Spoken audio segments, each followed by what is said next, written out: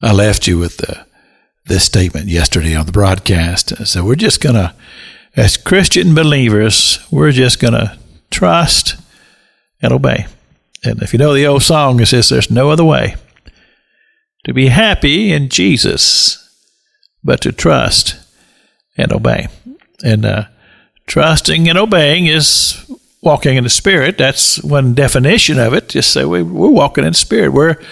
We're walking, we're hearing from God, and we're believing that God has given us a God conscience. It reveals to us when we are in error, and it reveals to us that when we're walking in a solid relationship with Him. And then we come to Romans chapter 8, verse 26. And I find this to be very, very instructive for us, because he says to us that the Spirit will help us with our infirmities. Now, that's, I think, is an important word here, but it's a word that we need to be able to fully understand and define. So I went to the dictionary, and this is what the dictionary said to me. Infirmities, state of being infirmed. And I love it when the dictionaries do that to us.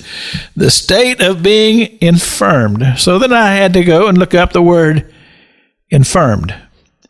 And this is the definitions. I found two that I liked.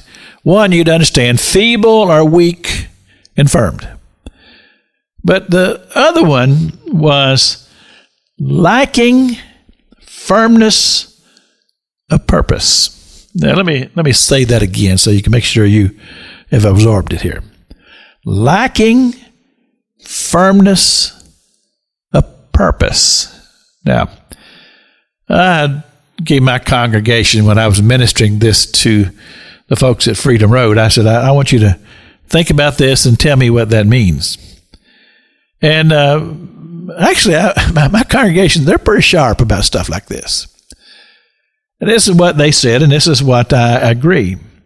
That basically, it's not having a clear focus and a clear direction in life. It's kind of like what James said when he said, a double-minded man is unstable. He's unstable in all of his ways. In other words, he just doesn't understand his purpose and calling, and he's just kind of wandering around and kind of in la-la land. And what the apostle is telling us that the Holy Spirit, the Spirit of God, will help us with our infirmities, both physical, mental, spiritual. I mean, He will help us to knuckle down and come to an understanding of what God's calling is in our lives. And that's a part of the seeking of the Holy Spirit and asking the Holy Spirit to work in your life. God, show me what my calling is, what my purpose is. God, what are you doing in my life? I need you to show that to me. And the apostle said, the Holy Spirit, or the Spirit of God, if you're Spirit-led, He will show that to you. He will reveal that to you. And He'll lead you.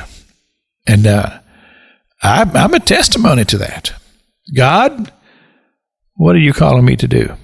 And this is part of it right here. Been behind this radio microphone. God very clearly showed this to me, that this is part of my life's calling. This is Pastor Jack King with the gospel on the radio broadcast.